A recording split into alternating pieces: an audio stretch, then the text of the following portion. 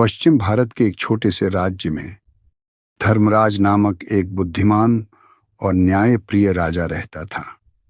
उसकी प्रजा के मन में उसके लिए बहुत श्रद्धा और आदर था। राजा धर्मराज बहुत लंबा, ऊंचा और रूपवान था। उसके सिर के बाल काले और घने थे, जिन्हें उसका खास कोई भोलू ही काटता था।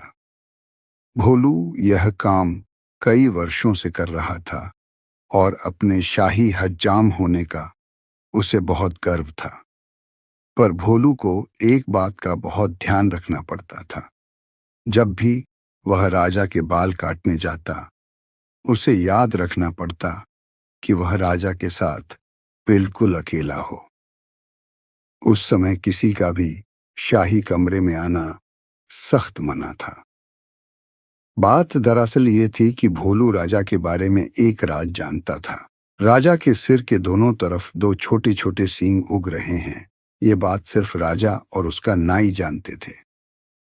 जब भोलू ने पहली बार यह नजारा देखा तो वह भौचक्का रह गया, लेकिन उसने राजा से वादा किया कि इस बात का जिक्र वह कभी किसी से नहीं करेगा।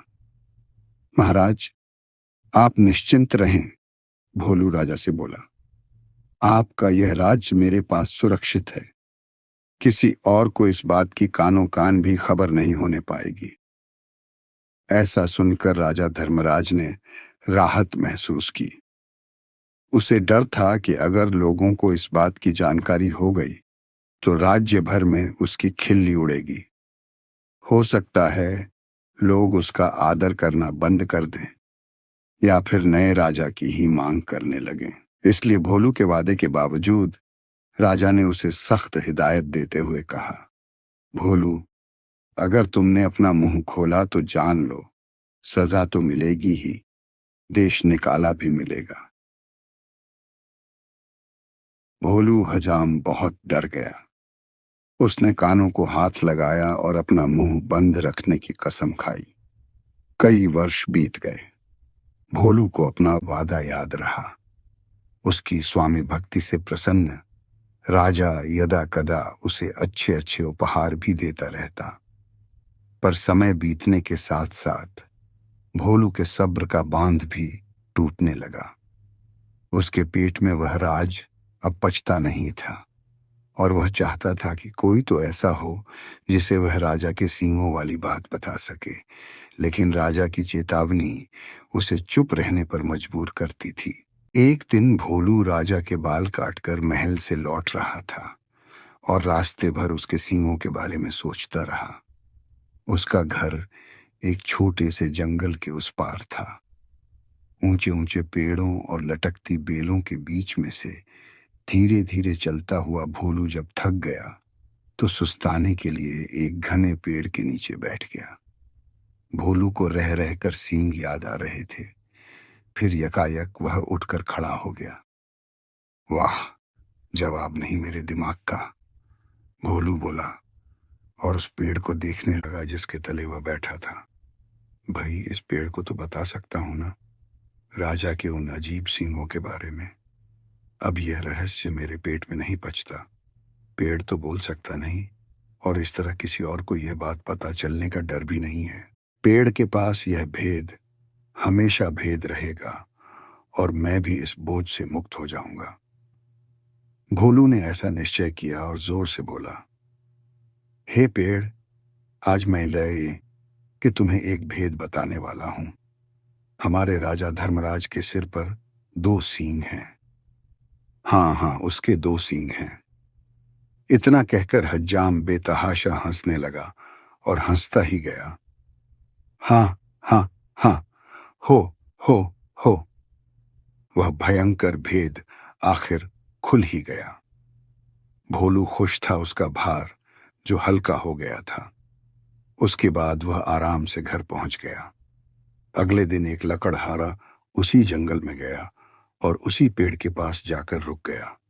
इस पेड़ की लकड़ी तो बहुत शानदार है, इसका ढोल बड़ा अच्छा बनेगा, वह सोचने लगा। फिर क्या था, कुल्हाड़ी के कुछ प्रहारों से ही पेड़ नीचे आ गिरा। लकड़हारे ने वह लकड़ी एक ढोल बनाने वाले के हाथों बेच दी और उसने एक बहुत सुंदर ढोल तैयार कर दिया। यह मेरे जीवन का सबसे अच्छा ढोल है, ढोल वाला खुश होकर बोला। कल बाजार जाकर इसे अच्छे दाम पर बेच दूंगा। अगले दिन ढोल वाला बाजार गया और एक कोने में खड़ा होकर ढोल बजाने लगा। ढोल से बड़ा सुरीला स्वर हुआ। ढोल वाला उसकी आवाज सुनकर झूम उठा। वह चिल्लाकर बोला, बाबू, यह ढोल खरीदो। कोई है जो इस शानदार जानदार ढोल को खरीदे? धीरे धीरे उसके इर्द गिर्द भीड़ जमा हो गई। लोग खामोश होकर ढोल की मजेदार आवाज सुनने लगे। भाई वाह, क्या कहने हैं इस ढोल के, एक बूढ़े आदमी ने तारीफ की। तारीफ सुनकर ढोल वाला और भी जोर से ढोल पीटने लगा। तभी उस ढोल में से एक अजीब आवाज आई। लोगों के कान खड़े हो गए। उनका दिल धक से रह गया। ढम ढम ढम ढोल बजा। आज मैं तुम्हें एक भेद बताने वाला हूं। हमारे राजा धर्मराज के सिर पर दो सींग हैं। हाँ हाँ, उसके दो सींग हैं। हाँ हाँ हाँ। हुक हुक ओए। लोग वहां जड़वत खड़े हो गए। उन्हें अपने कानों पर विश्वास नहीं हो रहा था। ढोल वाला फिर ढोल पीटने लगा और फिर वही आवाज निकली। वह बहुत हैरान और शर्मिंदा हुआ। आखिर एक ढोल यह सब कैसे बोलने लगा? देखते ही देखते लोगों का तांता लग गया। और फिर कितना मजाक और कितने ताने। उफ, हमारे राजा के दो सींग, हमारे राजा के दो सींग। लोग तो जैसे गाना गाने लगे। जब राजा धर्मराज ने सुना तो दुखी भी हुआ और नाराज भी। गुस्से से उसका चेहरा तमतमा उठा और वह गरजते हुए बोला, उस ढोल वाले को पगडंडी ढाकर यहां ले आओ। राजा के सैनिकों ने शीघ्र ही उसे पकड़ा और राजा के समक्ष प्रस्तुत किया। ढोल वाला डर के मारे कांप रहा था। बदमाश, तेरी इतनी हिम्मत कि तू मेरी खिल्ली उड़ाए। राजा फुंफकारा। भयभीत ढोल वाले ने राजा के पैर पकड़ लिए। महाराज, वह गिड़गिड़ाया, मैंने तो एक लकड़हारे से कुछ लकड़ी खरीदी थी और उसी से यह ढोल बनाया है। मैं बिल्कुल नहीं जानता कि यह ढोल ऐसी बेहुदा बात कैसे बोल रहा है। मुझे क्षमा कर दीजिए महाराज। राजा ने लकड़हारे को बुलाया। जो लकड़ी तुमने ढोल वाले को बेची, वह तुम्हें कहां से मिली? लकड़हारे को काटो तो खून नहीं, डरते हुए बोला। जंगल में एक पेड़ से मिली महाराज। तुम्हारी लकड़ी से बना ढोल बोलता कैसे है? राजा धर्मराज ने पूछा।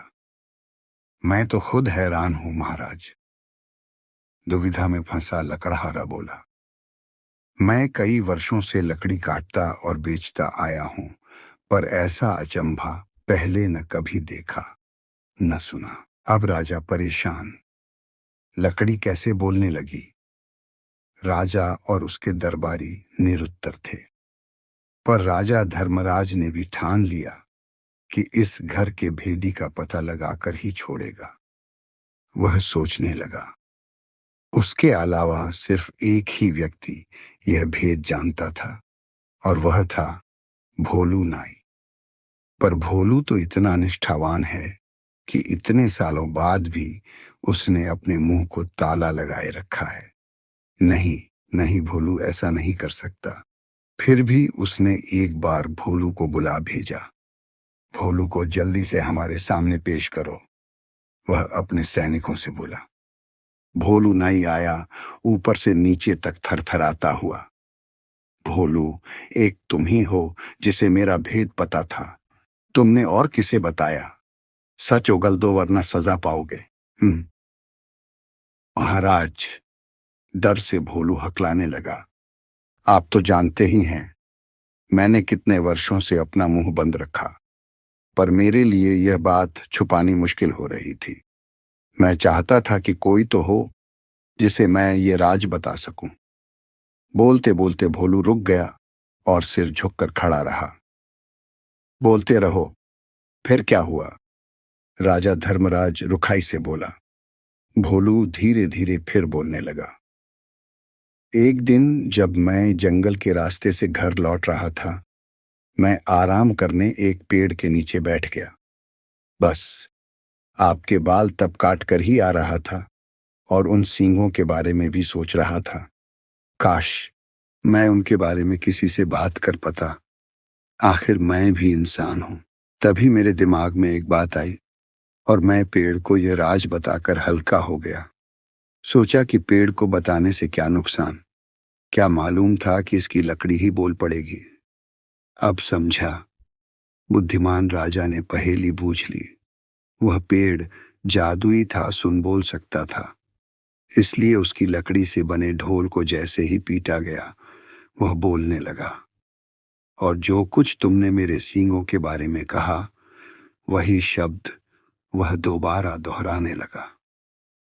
जादुई ढोल की उलझन सुलझाने के बाद राजा ने भोलू नाई की तरफ देखा। भोलू शर्म से सिर झुकाए खड़ा था। लकड़हारा और ढोल वाला भी पाने हाथ बांधे सजा का आदेश सुनने के लिए खड़े थे। राजा धर्मराज बुद्धिमान ही नहीं, न्याय प्रिय भी था। उसने तीनों को क्षमा कर दिया, क्योंकि वह जानता था कि ढोल के जादुई होने में उनका कोई दोष नहीं था। वह मुड़ा और उनसे बोला, मैं तुम सबको माफ करता हूं। तुम तीनों लोग जा सकते हो। तीनों को अपने को क्षमादान मिलने पर विश्वास नहीं हुआ। राजा नमन करते हुए वे बोले, राजन, आप महान हैं। आपकी इस कृपा के लिए शत शत धन्यवाद।